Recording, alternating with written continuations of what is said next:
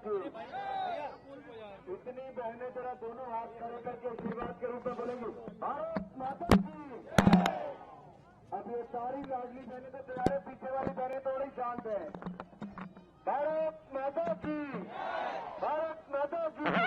वंदे वंदे, Bharatiya Janata party जिंदाबाद, श्री नरेंद्र मोदी जिंदाबाद, श्री नरेंद्र मोदी जिंदाबाद, शिवराज जी को जय श्री राम।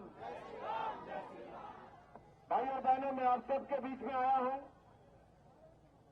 भारतीय जनता पार्टी के लिए आपका आशीर्वाद मांगने के लिए।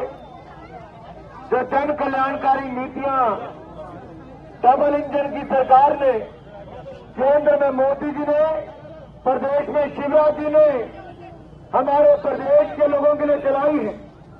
मैं अपनी बहनों से पूछना चाहता हूं, आज से 20 साल पहले जब यहां पर कांग्रेस की सरकार थी 2002 तक, उस समय तक मध्य प्रदेश को बीमारू राज्य कहा जाता था।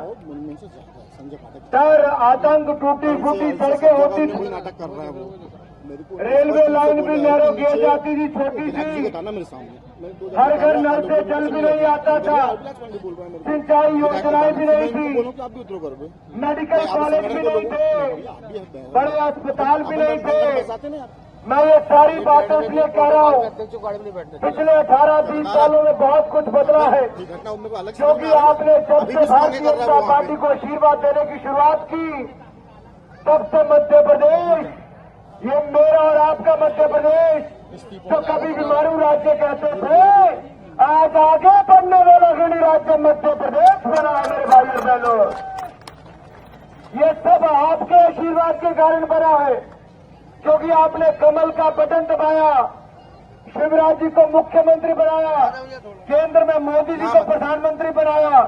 तो आज मैं गर्व के साथ कह सकता हूं, 4 करोड़ गरीबों को पक्का मकान देश में किसी ने बना कर दिया तो नरेंद्र मोदी जी की सरकार ने बना कर दिया।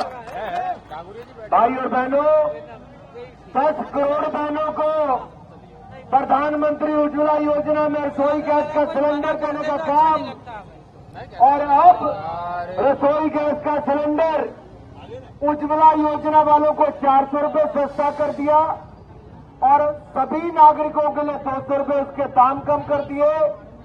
ये केंद्र सरकार ने किया, लेकिन यहां पर तो शिवराज जी ने जो बाकी 700 रुपये देने थे, उसमें भी 450 रुपये कम कर दिए मेरे बहनों के लिए। भाई और बहनों, यही नहीं, अगर आप देखोगे बहुत अत्याचार मेरी बहनों के खिलाफ देश भर में देखने को मिलता था। शौचालय की सुविधा नहीं थी, 12 करोड़ शौचालय बनाकर दिए, ताकि बहनों ने उसको इज्जत घर नाम दिया। हर घर और गांव तक बिजली पहुंचाने का काम किया। कोई बीमार हो जाता था तो इलाज कराने के लिए भी कर्जा लेना पड़ता था। लेकिन आज मैं कह सकता हूं, अगर देश में 60 करोड़ लोगों के लिए 5 लाख का इलाज आयुष्मान भारत योजना में बिल्कुल मुफ्त दिया है, तो उसमें भी मेरा मध्य प्रदेश सबसे आगे बढ़कर आया है। मैं बधाई देता हूं यहां के लोगों को, शिवराज जी की सरकार को। भाई और बहनों, हमारे यहां पर भारतीय जनता पार्टी की सरकार ने, मोदी जी, शिवराज जी ने मेडिकल कॉलेज दिया था, लेकिन कांग्रेस के नेता नहीं चाहते थे कि आपके बच्चे डॉक्टर बने, आपके बेटे बेटियां नर्स बने। उन्होंने यहां का मेडिकल कॉलेज बंद करवा दिया। लेकिन जैसे फिर भाजपा की सरकार आई, अब कुछ दिनों में आपका मेडिकल कॉलेज आपके बच्चों के लिए बनकर तैयार हो जाएगा। यही नहीं, हमारे यहां पर पेयजल नहर योजना, जिससे खेतों तक पानी आना था और एक किसान हमारे संपन्न और समृद्ध ना हो, ये कांग्रेसियों ने पूरा मन अपनी सरकारों के समय उस समय से बनाया था 2002 से पहले। अब भी उन्होंने वही किया, उस योजना को रोक दिया था, पैसा खा लिया था कांग्रेसियों ने। लेकिन वापस भारतीय जनता पार्टी की सरकार आई तो नहर योजना को पूरा करने की ओर भी भारतीय जनता पार्टी की सरकार ने किसानों के लिए काम किया। मोदी जी हर साल किसानों के खाते में 6,000 रुपये डालते हैं कि नहीं डालते हैं? जिसको लगता है डालते हैं हाथ खड़ा करके बता दें। और शिवराज जी की सरकार भी, प्रदेश की सरकार भी मोदी जी के 6,000 के अलावा पहले 4,000 देती थी, अब 6,000 रुपया किसानों को मध्य प्रदेश की शिवराज जी की भाजपा की सरकार अलग से देगी। तो 6,000 मोदी जी के, 6,000 शिवराज जी के डबल इंजन की सरकार के 12,000 रुपये किसानों के खाते में। दुनिया भर में खाद के दाम 3 गुना बढ़ गए, लेकिन नरेंद्र मोदी जी की सरकार ने 1 रुपये का दाम भी नहीं बढ़ने दिया है। किसानों के ऊपर बोझ नहीं बढ़ने दिया। हमने सिंचाई योजना हो, खाद देने का काम हो, नहर से पानी देने का काम हो, हमने गेहूं के क्षेत्र में भी गेहूं का उत्पादन अगर देश में निर्यात करने वाला सबसे बड़ा राज्य कोई बना है तो हमारा मध्य प्रदेश नंबर 1 बना है। मेरे भाई और बहनों, मेरी बेटी बेटा यानी कि हम सबके बेटे और बेटियां अगर थोड़ा सा भी अच्छा पढ़ते हैं, पहले 75% नंबर लेने पड़ते थे, अगर अब 60% भी लोगे तो लैपटॉप हमारे बच्चों को देने की शुरुआत भारतीय जनता पार्टी की सरकार ने कर दी है। हजारों युवाओं को दी। अब गरीब के बच्चे को, गरीब के बेटे और बेटी को अपनी जेब से पैसा नहीं खर्च करना पड़ेगा। शिवराज मामा की सरकार आपके बेटे बेटियों को लैपटॉप देने का काम करेगी। मेरे भाई और बहनों, कोई ऐसा क्षेत्र बताइए मध्य प्रदेश में, केवल इतने बड़े मध्य प्रदेश में केवल 61,000 किलोमीटर सड़कें थी, आज 5 लाख किलोमीटर सड़कों का निर्माण भारतीय जनता पार्टी की सरकार ने किया है। रेलवे लाइन दुगनी कर दी, सुविधाएं और ट्रेनें शुरू कर दी, वंदे भारत एक्सप्रेस शुरू कर दी, एक नहीं अनेक योजनाएं लेकर आ गए। आज बड़े से बड़े उद्योग मेरे मध्य प्रदेश में आ रहे हैं। भाई और बहनों, प्रति व्यक्ति आय मात्र 12-13 हजार रुपया होती थी, आज वो बढ़कर 1,30,000 रुपया सालाना हो गई है। और आगे आने वाले समय में आपकी आमदन को दुगना करने का काम ये भी मोदी जी की और भारतीय जनता पार्टी की सरकार यहां पर करेगी। भाई और बहन, बढ़नी चाहिए, आमदन नहीं बढ़नी चाहिए। जिसको लगता है आमदन बढ़नी चाहिए, कमाई बढ़नी चाहिए, हाथ खड़ा करो। इस भाई को तो लगता है बढ़नी चाहिए, उसने आप सबकी ओर से धमाका कर दिया। मेरे भाई और बहनों, मुझे केवल इतना कहना है, आज दुनिया भर के जो 20 सबसे शक्तिशाली देश है, जो दुनिया के 20 सबसे शक्तिशाली देश है, वो कहां पर आए थे? G20 के देश कहां आए थे? हमारे भारत आए थे। और जो दुनिया का कोई देश नहीं कर पाया, वो नरेंद्र मोदी जी की सरकार ने पिछले कल दिल्ली में कर दिखाया। उसके लिए आप सबको बहुत बहुत बधाई है।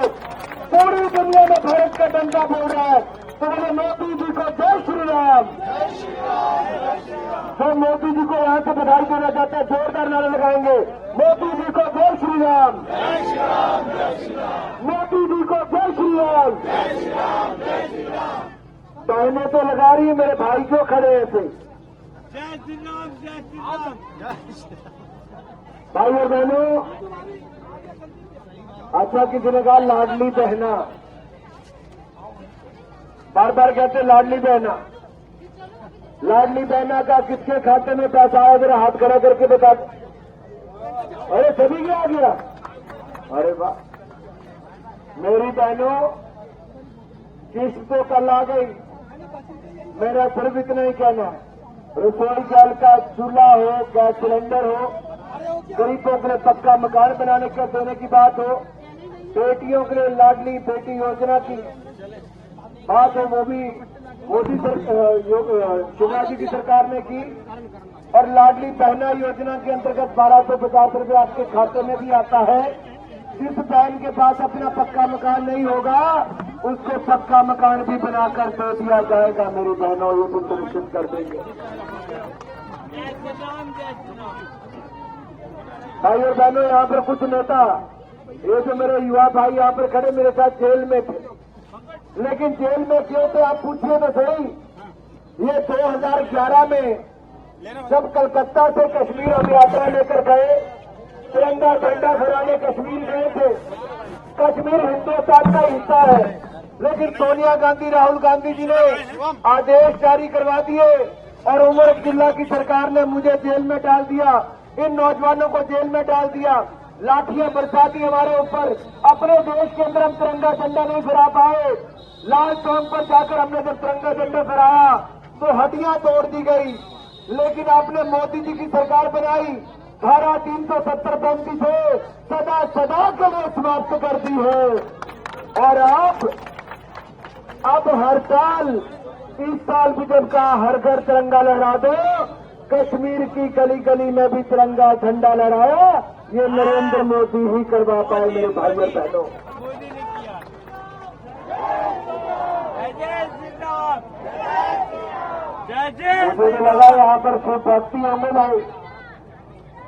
आज पूरे देश और दुनिया में महाकाल लोक की धूम है और पूरी दुनिया आज महाकाल लोक धाम को देखने के लिए कई गुना ज्यादा लोग आ रहे हैं।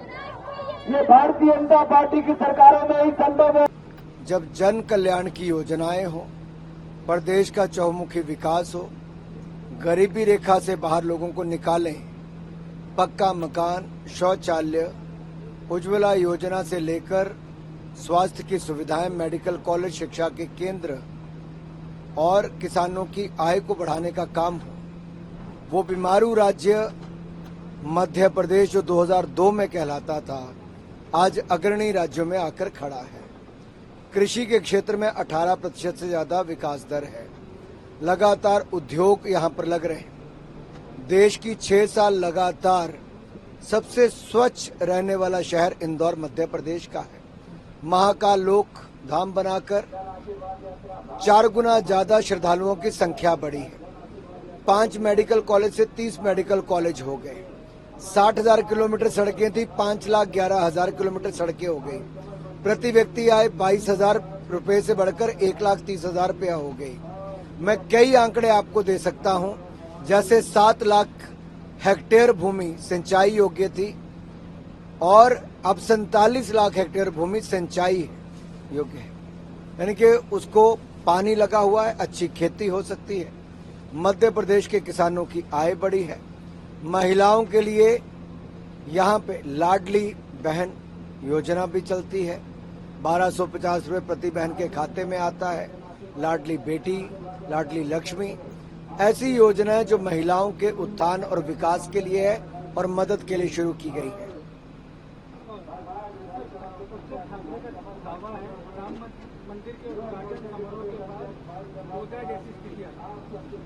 उद्धव ठाकरे जी जब से सत्ता गई तब से अनाप शनाप बयानबाजी करते हैं लेकिन उद्धव जी से मेरा सवाल ये है कि ये लोग जो कांग्रेस और इनके सहयोगी दल हैं, जिसमें उद्धव ठाकरे जी भी शामिल हैं, ये हिंदुओं का अपमान, सनातन धर्म की तुलना, HIV, एड्स, डेंगू, मलेरिया और सनातन धर्म को जड़ से खत्म करने की बात ये कांग्रेस और इनके सहयोगी दल के नेता कर रहे हैं। क्या आप इससे सहमत हैं? क्या ये बाबा साहब अंबेडकर के संविधान की अपमान नहीं है? क्या उसका धज्जियां नहीं उड़ाई जा रही, अवहेलना नहीं हो रही है?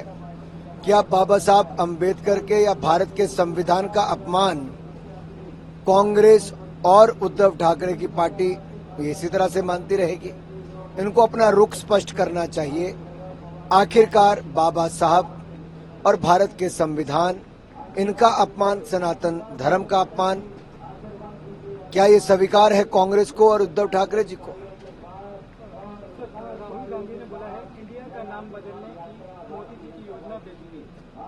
देखिए, जो लोग भ्रष्ट हैं, जिनके राजनीतिक दल, परिवार इन सब के ऊपर भ्रष्टाचार के बहुत गंभीर आरोप भी लगे और लोग बेल पर हैं।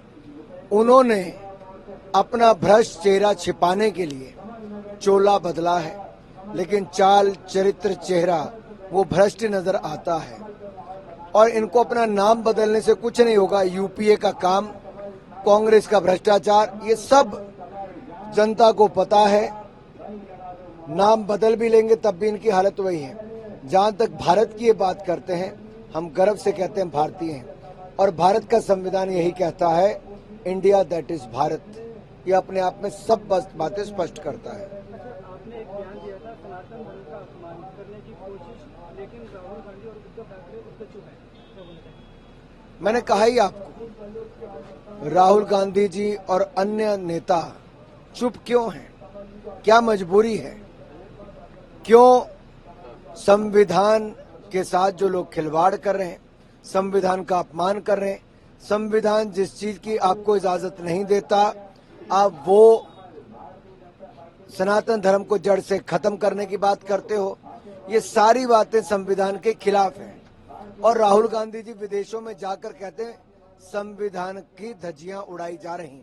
तो इनके अपने ही दल के नेता, सहयोगी दल के नेता, ये सारे ये काम कर रहे हैं। लेकिन राहुल गांधी जी मौन क्यों है? कांग्रेस पार्टी चुप क्यों है? आखिर इसके पीछे क्या रणनीति, क्या साजिश है?